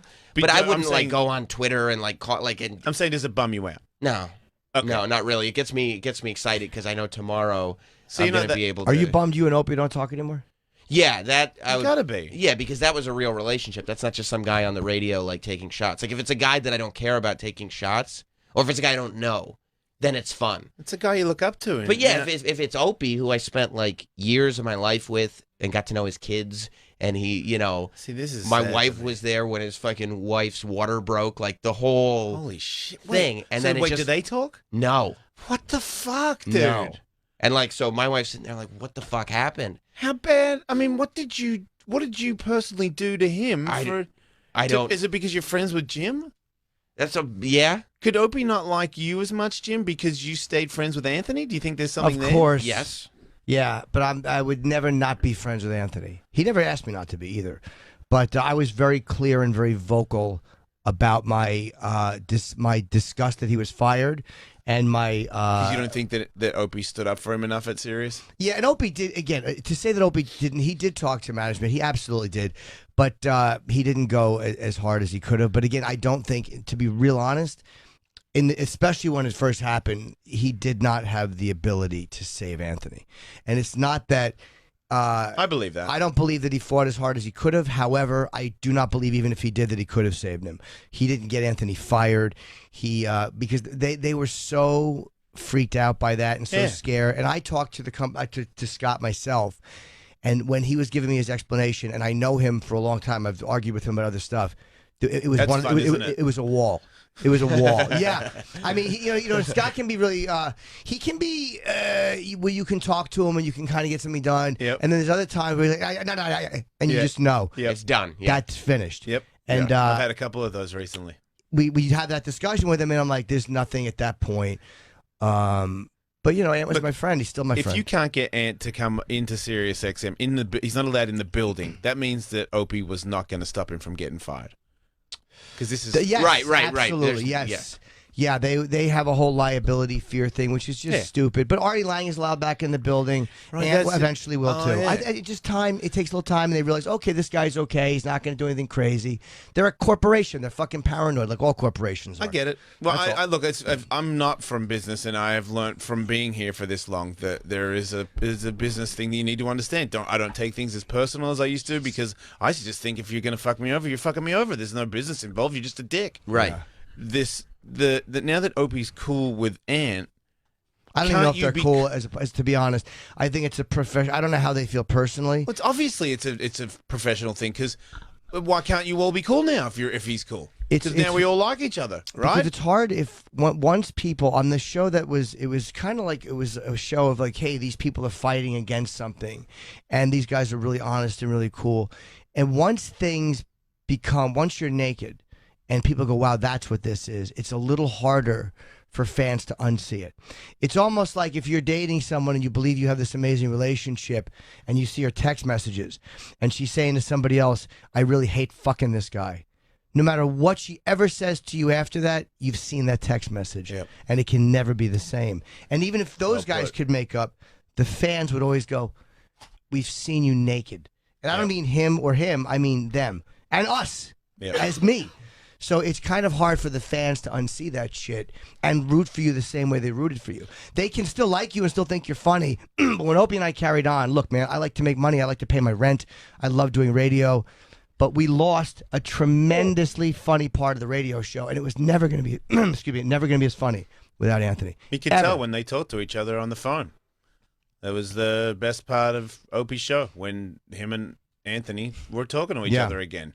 The other two people sounded fucking terrible because of how good those two sounded together. Yeah. And even though I had my feelings about it, I listened to it, and it was the first day of our show. Yeah. And they sounded very good. They do good radio together. Yep. They really do. So whatever happens, they may get back together. I mean, and it sounds so tragic. I wish one would, but I don't want to see any ill will. Even though Opie and I are not on speaking terms, I mean, again, the guy did so much for me. He would have to really fuck me for me to be aggressively against him, and I'm not. Are you friends with Artie Lang? Yes, I love Artie. Artie, the first Is gigs he Artie coming did, on your show to talk shit on Howard Stone? I have no interest, to be honest with you. I have no interest talking about Howard, and it's not that I don't. He's never bad about Do you me. hate Howard Stone? No, I Right. never did, and I would never. Whenever those guys had a legit reason not to like Howard. They had strife they with fought each Howard other, yeah. before I got there, Yeah. where Howard fucked with them a little bit. Open Ant had a legit reason, Yeah. but I really didn't, and it felt bandwagon for me to jump on. But I was with those guys 100%. I was with Leno when I was on Leno. Like, I was always with people Howard hated, so I would never be on his show. Oh, okay. Because But I was gonna say, my next question was, would you go on there? He would have no interest in having me on. Would I? Sure. Who wouldn't go on his show? But it's not something I'm. It seems that kind of is a tell, though, that he hasn't invited you on. Because, yeah, I mean, you'd be a really good guest. Why wouldn't he have you on? I'm guessing because I've so long been so associated with people he didn't like, or maybe he doesn't. You know, who knows? I You're might not not be, anymore, though, for the first time. maybe, but I may not be a comic he likes. We've met briefly. He's been pleasant, but I've never had an Okay. issue with him. I mean, but I don't see it happening. But if he ever badmouthed me, of course I'd badmouth him back. Right. But he never. Even Mancow, you know, Mancow, who Opie and Anthony hated more than anybody. Yeah. And I'm fiercely loyal to Opie and Anthony. But Mancow I knew before I knew them, and he was always nice to me. So the only time I ever badmouthed him was when he began actively shitting on the show that I was now on, that I had to respond. I think I was going to fight Mancow in a way I fought Shane Carwin, except I was going to be the one-armed guy. Yeah, Mancow's I think had I trouble talked to him with on the everyone. radio one time. But Yeah. He's what? He's had trouble with everyone. Oh, okay. Everyone. It wasn't a real. To me, I didn't have a real. Problem with him. I don't know him. I know that Howard Stone said Mancow on the radio. That's all I know. And that Mancow was on my show at one point saying he would box, and I was like, I don't think it'd be a good idea to box me. He's like, oh, I've trained a few times, and I could smell that was an easy victory for me. And I was like, I'll beat you with one hand. And he was like, that would definitely not happen. I was like, I'll go to Tampa and knock you out. But it never happened. Yeah, I've That's never too had bad. a desire to fight a radio guy. To me, it's like I make my living talking, and it's fun to Yeah, like. but you've got your other things that you have. I can tell. Man, you're one of the funniest guys I've ever seen do stand-up. you. You've got a fucking gift. Why, like, get someone to bash those jokes out of your brain?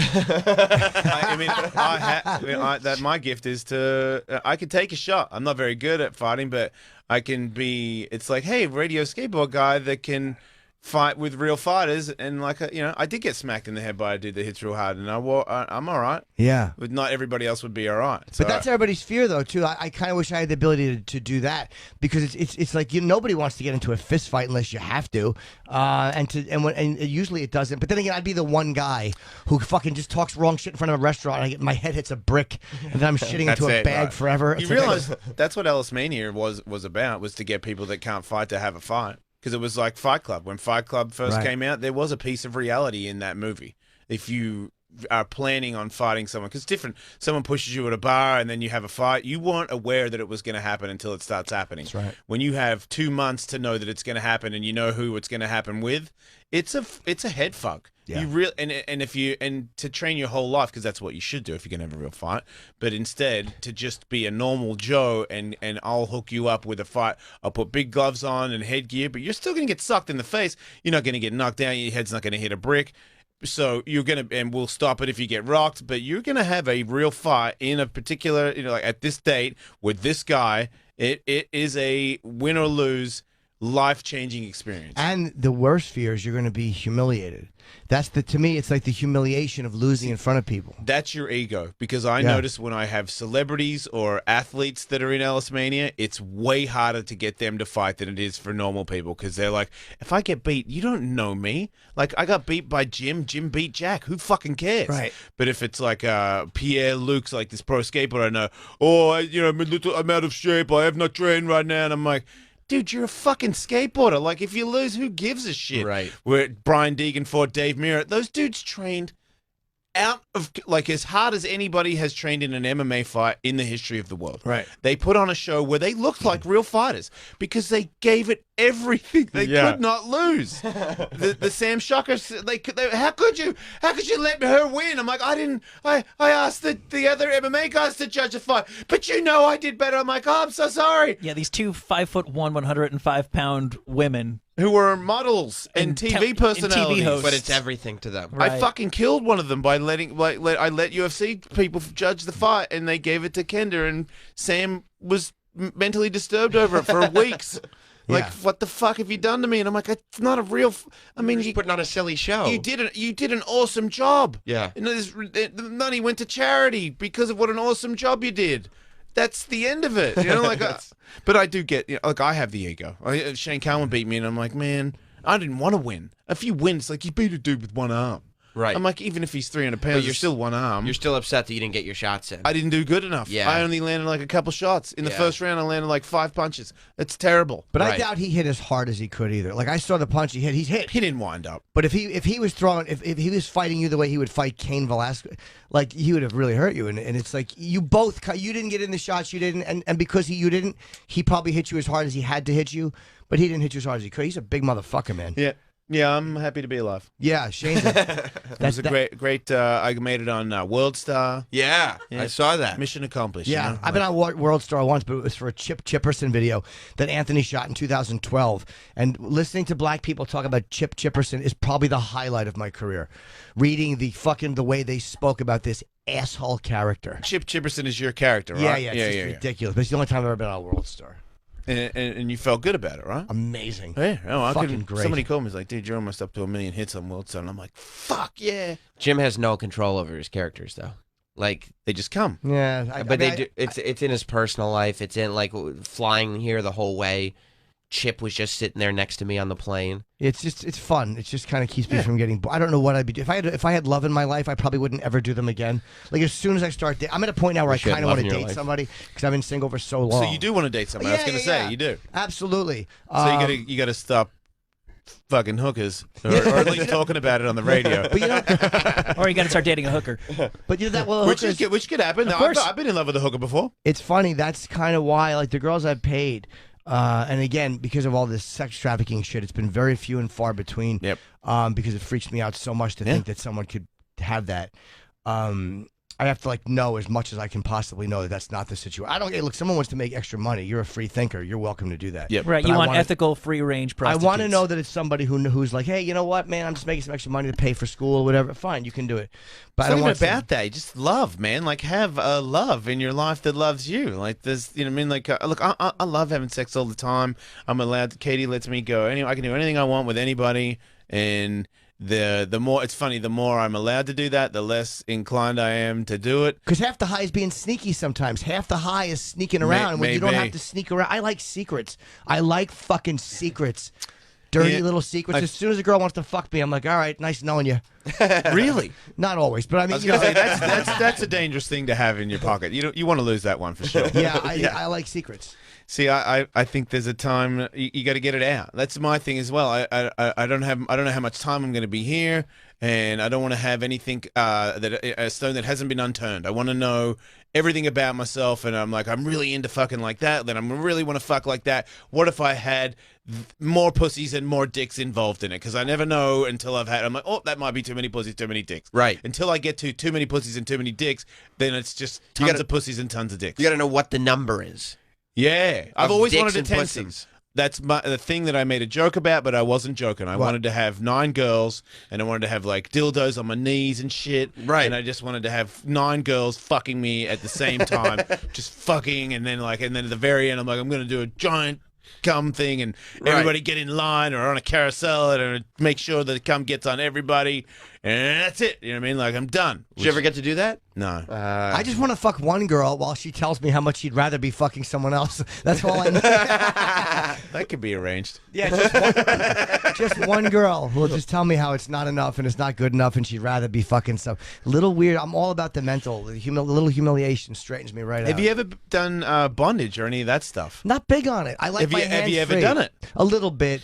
But I I would. mean, sorry, not bondage. What's it? S&M? Yeah, a little light ball torture. Yeah, I mean, I've done. I don't like dick torture. I've had my. Have dick you had slapped, dick torture? My dick tied up a little, which felt okay, but I don't. The pain of it doesn't do it for me. It's not my thing. I've tried it a little bit, but by hands, I always touch my nipples. I'm such a creeper. I'm always fucking flaying at my nipples. That's a gay thing to do. Is it really? Yeah, gay guys always go for the nipple thing. I've always been a weird. I think that's the thing that separates me from being completely gay is when guys are blowing me or something. They try to, and I'm like, what? It's my fucking like. There's no milk. There's no Right. Get off my fucking titty, dude. I'm not a woman. That's Well, how it's they not- know you're bi. It's not That's for I They're that. like, think that's that's- not fully gay if you don't like I'm your half nipples. gay, which is right. sick. You're blowing me, but don't touch my titty. Yeah, they can only really get off if they piss off the straight half of you. It's not. It's not a gay thing. I'm desensitized from jerking off, and like nothing. It's just my chest. It's a different sensation. I've just been whacking off for so many years. Nothing feels But good. everybody whacks off all the time. What does that mean? You I mean, haven't numbed your dick out. I'm telling you, when I take a break for a while, I feel better. But I'm so used to that fucking constant. It's very, very. So you jerk off all the time. Well, just for long periods of time. Oh, so like you hold the load off. Yeah. It's called You don't seem edging. that happy about. Yeah, I know about edging. What? Yeah. Yeah, but it begins to affect. I also have a prostate. Yeah. So you Sure. numb yourself out, so then you eventually can't come, and you're just like jerking off all the time. Yeah, and that's just what I do when a girl's blowing me. It just feels better. Oh wow. But it's also a way of You don't making. want to just get the job done sometimes. No, it's also a way of making. Ever? Not never, but it's rare. So you It's won't just rare. get a blowjob and come, and that's it. I will, but it's rare. Wow. That's So why I if don't you get a fuck hooker, that they got to many. work hard. But that's why I don't even do that really, because when you get with a hooker, you're with her an hour or whatever, and then you have the end game is you come and you're finished. Yeah. I would rather text and talk. Yeah, that's tough to have a girlfriend. Yeah, I kind of want one at this point though. So that means that stuff would start to. But if you had a girlfriend, don't you think that it would just be giving you opportunities to have your dirty little secrets? Like, I don't see, if you like secrets so much, how could you not cheat on a girlfriend? Well, it he would have needs to a be girl someone that'll pretty. He needs a girl that'll have dirty little secrets. Yeah, or Yeah. a girl who's a lovely transgender girl. Someone who's open minded. I don't think there's anything wrong with that either. What? Look, there's a couple of trannies I've met that I'm like, they're dateable. The only thing that's weird for me is I have 2 kids, and I don't know if I can introduce that game to my children. Right. I mean, if they were older, maybe I would. Because, I mean, when they're older, they're going to know that I'm bi. Maybe they won't. Maybe they'll just find out that I used to do stuff. I can already tell even more Hope they don't recently. look at my YouTube channel. Well, I can't. Well, They find out a lot about that. but honestly, Or that's read- like or in read 5 your- or years read from your now, books. is that video gonna be that? Look, if when they ask me about it, yes, I am. But by the time they know about it and they ask me, I'm not even sure if I'll be a practicing bisexual anymore. It won't You even might have matter by that evolved. point because there's no shame. Younger people have no label shaming shit, so won't matter what you are to younger people who talk about their kids. It's like your kids are probably much better equipped to handle shit than someone who's 35 and already has ideas. Yeah. Because if you're 17 or 16, labels you don't give a fuck what anybody does. Yeah, at they this don't point. care. My daughter, Boys Town, what's that? I'm like, those are transgender ladies, because there was a red carpet and there was a bunch of 7-foot ladies out the front. And she's like, what are those people? I'm like, it's transgender. This is Boys Town. Why is it Boys Town? I'm like, it's where gays and lesbians hang out. What are gays and lesbians? Gays and lesbians? Gays are like guys that like marry and date other guys, and girls that marry and date other girls. And I just looked at her head. I watched her work it out in her head in fucking 10 seconds and went, huh. And that's the end of it. That's it. Not ew, Right. because nobody's bashed her with anything, so they don't care. Right. And then, with me and Katie, the whole gay thing is really like already had its. There's something. I think being sober, something else has transitioned with me. I'm less inclined to do any of it anymore. I think that sort of came with being drunk. Maybe I need to do extracurricular activities. Now I don't need to. Does it feel like you're drug in a while, and then once you're allowed to do it, and you keep trying, it's like putting fucking cake in front of you. You're like, all right, I've eaten enough cake, I'm done. Maybe, because I am really like I pretty much I got a Tinder and a Grinder, and I pretty much just go on there now to see people, how many people want to fuck me. That's it. Just Wow. as an ego boost. The All I only, have thing to that's do- the only thing that's getting stroked is your ego. Yeah. Thank you, Michael, for making that Very, funny. very good. Yeah. But not even. Yeah, I'm not even into because the steam room is like where people want to blow me all the time. And I'm not even into that anymore. Like, I'm just sort of like, I don't trust your fucking mouth. And that's sort of, now it would be I'd have to know a gay guy that I can trust that would blow me, and that would mean that I would have to be hanging out with gay guys that want to blow me, and I become really good friends with them, and I just don't have any time for that relationship. Like, I'm going Right. home, I'm going to the gym, I'm gonna go hang out with my fiance, I'm gonna hang out with my kids. Look, I'm gonna go to Boys Town and see if I can meet some trustworthy gay guys that can blow me for 10 years. It's not that big of a deal. And then there's something about I don't need to come all the time anymore. Things have slowed down, big time. Nice. That's good. It is. It's way safer. Right. I Yeah. feel like I got something from getting blown, and that was Did you really? like 3 times. Oh. So I'm like, okay, you guys are fucking nasty. Like, what are you fucking doing? Like, you've got it in your mouth. Are you serious? So I ain't touch a butt. No fucking way. And so for me to get something and I know it's from a mouth, I'm like, okay, so what? What's the deal? You just all got it? We all just fucking sucking, like raw dogging each other like it's just no tomorrow? Just a cesspool of disease. I don't know how. I don't know who had it or whatever, because at one point in a steam room, someone wants to blow me. I'm like, yeah, all right, I don't care. Right. And I'm like, what's the harm in that? You have to pay $20 to get in here. You got to be a citizen, you know? No, you don't. You could be a complete mongrel with just shit in your mouth. Wow. And just put it, yeah. So That's that scary. your face right there is what I got, and now it's Right. just like, I can't. I don't. You know what I mean? Yeah, it's convenient. It would really help right now, but nah.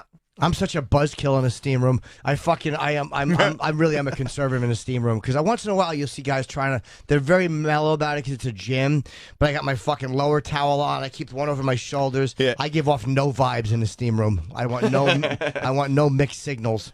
I'm here for the steam, boys. Yeah, see, I like going in there with all the creeps that start to. My new thing is just to watch everybody pop it off, because I'm the hedgerow looking guy. Right. So until I give you like the key that I'm okay, and then you guys can do it, everybody locks up around me because they're like, oh shit, hedgerow guy doesn't know we're okay in So here. funny. And then I'm like, you guys are cool, and then they're like, oh, we're cool. Well, maybe, and I'm like, yeah, I'm not that cool. I'm just cool. And then they'll like pick out somebody, and then it'll turn into, every now and then it'll turn into, it is fucking on in there. And I'm just like, holy shit, It they really are is. going for it. But it really is an ego thing for you, because even when it's not happening for you, you still walk in like you're the king. I now give you permission. You may blow him. You I may have- blow Yeah, him. you're like the guy in the medieval times commercial. Yeah, exactly. Now this is a castle. You guys got to go. Yeah, we have Dan Harmon coming in soon, right? All right. Yes. Yeah, I know Yes. he's running a couple minutes late. You guys are okay, but we Okay. will let you go. Next time Yeah. you guys are out here, we should do the dating game and get some nice transsexual ladies here, and maybe we can make a love connection for you. Jim. Yeah. That'd be great. Jim needs happiness. We I should do. start a channel together. Yeah? Just an idea. I like that idea. All right, we'll be back. You guys want to